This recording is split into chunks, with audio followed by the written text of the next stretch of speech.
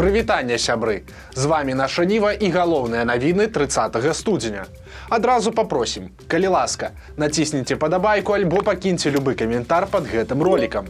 Гэтым вы вельмі дапаможаце нам у прасоўванні нашых відэа. А цяпер да навінаў. Атака на вайсковыя аб'екты ў Іране. У ноч з суботы на нядзелю беспілотнікі ўдарылі па стратэгічных іранскіх аб'ектах. Выбухі былі на заводзе па вытворчасці боепрыпасаў у Ісфахане, на заводзе па вытворчасці машыннай алівы ў Шахід-Салімі, на авіябазе ў Дысфуле. Былі пажары ў некаторых іншых гарадах. Адказнасць за атаку ніхто на сябе не ўзяў. Але падазраюць Ізраіль альбо ЗША.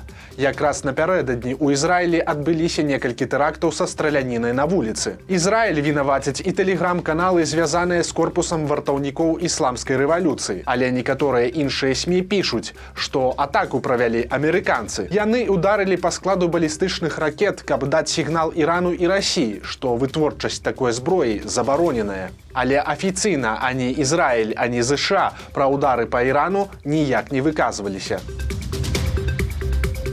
А ноччу 30 студзеня Расія абстраляла Харкаў. Адна з ракет С-300 трапіла ў жылы дом. Разбураныя два паверхі, як мінімум адзін чалавек загінуў, 3 пацярпелі. Мясцовая адміністрацыя падкрэслівае, побач з домам не было ваенных аб'ектаў. Увага! Крынж! У суботу беларуская тэнісістка Арына Сабаленка выйграла турнір Australian Open. У фінале яна перамагла Алену Рыбакіну, спартоўку з Казахстана. З гэтай нагоды прэс-служба Лукашэнкі выклала вось такое відэа. Теперь все у Арины есть, надо пожелать ей личного счастья, здоровья и новых побед. Давай, поздравляем. Ты хоть какое-то отношение имеешь к ней? Страна где-то за тебя. Дарэчы, выпіваў Лукашенка ў Эміратах, дзе знаходзіўся з візітам. А яго субутэльнік Сяргей Цяцерын, былы старшыня беларускай тэніснай федэрацыі. Цяцерын корміцца з бізнесаў блізкіх да дзяржавы і нярэдка здымаецца ў крынжовых лукашэнкаўскіх роліках.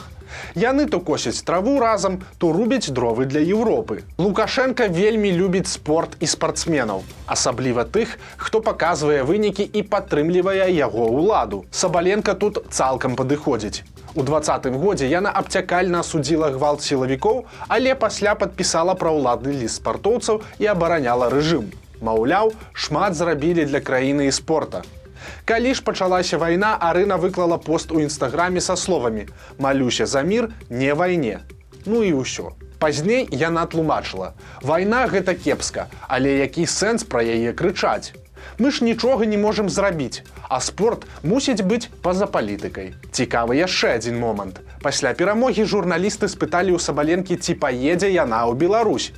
Тэнісістка адказала проста, цытата: «Напэўна, паеду ў Маямі, бо я там жыву». А Лукашенка, адзначыўшы ў Эміратах перамогу Сабаленкі, накіраваўся ў Зімбабве. Сёння ён прыляцеў туды з афіцыйным візітам. Сустракаў яго прэзідэнт Зімбабве з ротай ганаровай варты. Учора туды ж прыбыў кіраўнік Мінгарвыканкама Кухараў. Паведамляецца, што ў Зімбабве беларускія ўлады хочуць стварыць хаб для продажу беларускіх тавараў у краіны Афрыкі. Таксама пройдзе беларуска-зімбабвійскі бізнес-форум. Але ёсць там і неафіцыйныя інтарэсы. У Зімбабве здабывае золата кампанія, звязаная з сынам Віктара Шэймана, аднаго з самых набліжаных да Лукашэнкі чыноўнікаў.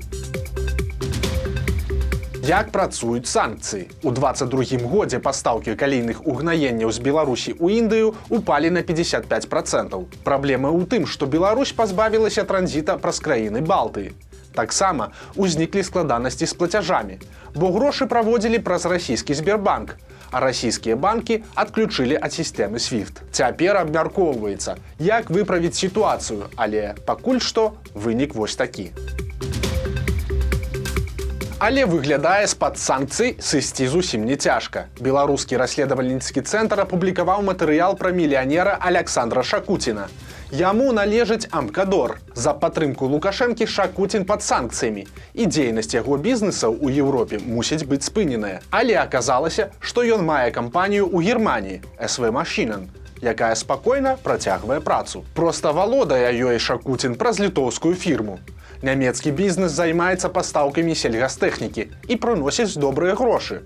Чысты прыбытак у 2021 годзе складаў $1 мільён. Расследавальнікі накіравалі запыт у нямецкае міністэрства фінансаў, а цяпер чакаюць адказу.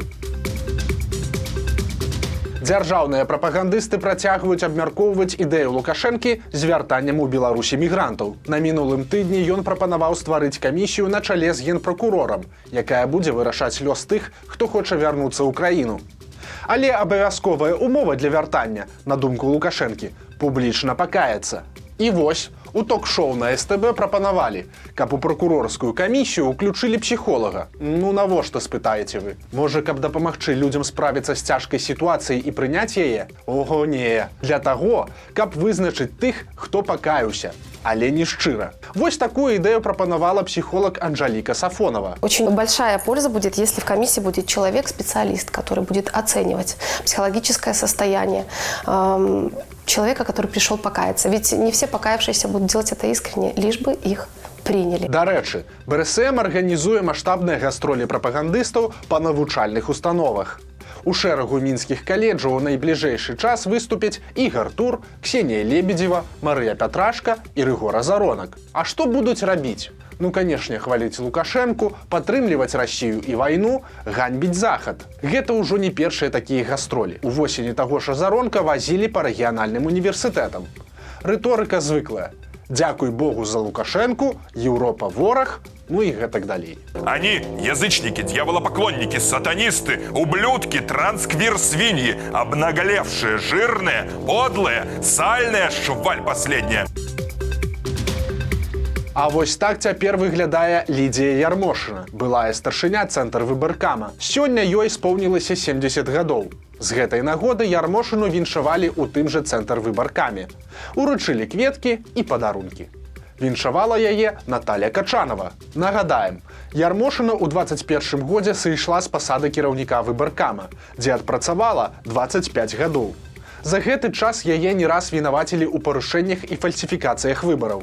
Замест яе кіраваць цэнтр выбаркамам паставілі камуніста Ігора Карпенку. Ярмошына ж пасля сыходу на пенсію знікла з публічнай прасторы. Сям'і ў яе няма, адзіны сын памёр у 40 гадоў. Раней Лідія Ярмошына сама казала: «На пенсіі буду проста чакаць свайго сыхода з жыцця».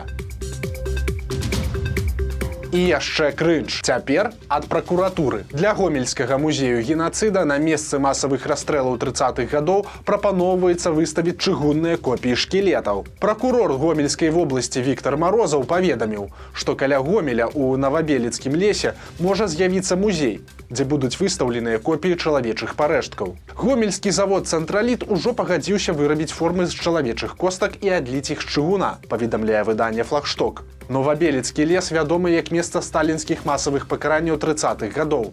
Але ў 21 годзе пракуратура назвала гэтае месца помнікам генацыда беларускага народу часоў нямецкай акупацыі і пачала там раскопкі. Цяпер плануюць вось такую экспазіцыю. Новы кітаец. У Беларусі будуць прадаваць яшчэ адзін кітайскі аўтамабільны брэнд. Называецца ён Jetour. Гэта адзін з суббрэндаў маркі Cherry, які вытворца пазіцыянуе як больш прэміальную версію. Красовер Jetour X70 пачнуць прадаваць у Беларусі ў сакавіку. Цэны не агучвалі, але ва ўкраіне цана красовера X70 стартуе прыкладна з $20 000 за аўто ў базавай камплектацыі. У Расіі топавую 7-месную версію X70 Plus прадаюць прыкладна за $30 000. Але машыны будуць імпартавацца ў Беларусь не з Кітая. Брэнд кітайскі, але збіраюць аўто ў Казахстане. Сёння чарговы беларускі райцэнтр застаўся без вады. Гаворка пра ветку. Гэта Гомельская вобласць. Там жыве 8,5 тысяч чалавек. Прычына – аварыйная сітуацыя, якая канкрэтна не паведамляецца. Пару тыдняў таму вада знікала ў Пружанах. Пасля вельмі злаваўся міністр інфармацыі Пярцоў. Праўда, абурыла яго не тое, што людзі засталіся без вады, а тое, што пра гэта пачала пісаць прэса. Чыноўнік назваў праблемы з вадой, цытата, драбнатэм'ем, якое апаненты раздулі да нездаровага ўзроўню для таго, каб стварыць негатыўны настрой у беларускім грамадстве. Пакаяльнае відэа цяпер запісвае не толькі губазік. Адзначыліся і брэсцкія даішнікі. Гісторыя такая. Пасажырка маршруткі абурылася кіроўцам, які падчас руху карыстаўся адразу 2 тэлефонамі. Даішнікі адшукалі мужчыну і прымусілі на відэа тлумачыць свае дзеянні. Праўда, справа не палітычная, таму твар кіроўцы вырашылі заблюрыць. Цяпер мужчыну пагражае штраф да 2 базавых. Гэта 74 рублі. Вось такі атрымаўся панядзелак. Падпісывайцеся, стаўце лайкі альбо дызлайкі, выказвайце свае заўвагі ў каментарах. І, канешне, чытайце нашу Ніву, глядзіце нашу Ніву і любіце Беларусь. Сустрэнемся заўтра.